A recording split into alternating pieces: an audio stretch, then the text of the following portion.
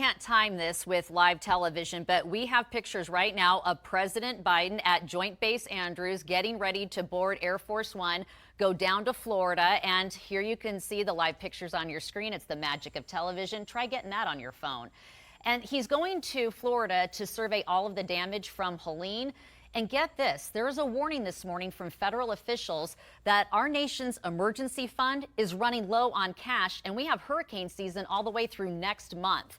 As the president walks up the steps to Air Force One, let's check in live with our national correspondent, Matt Galka. Matt, the timing perfect there as far as what we're talking about right now. But this is troubling as an American. Here I am in Las Vegas, not in harm's way from a hurricane, but at the same time, how can it be running low on cash?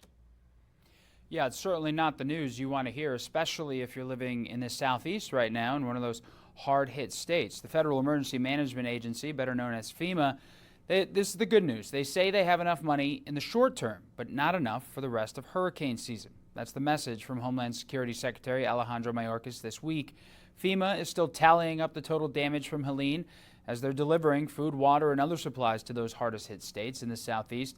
Now, more than 150,000 households have already applied for disaster relief, but that's likely on the low end. That number is probably going to go up and go up soon.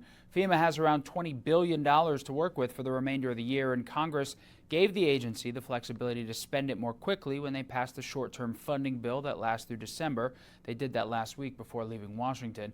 House Speaker Mike Johnson, he'll also be visiting some of the impacted areas today in Florida, and President Biden, as you mentioned, he'll be in Florida and Georgia surveying that damage as well.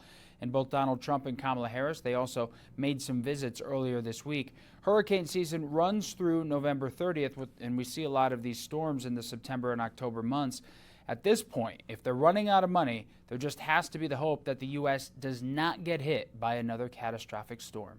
I'm in a gambling town, and I just don't like those odds. You're just the messenger, though, Matt. Thank you for sharing. We'll see you again soon.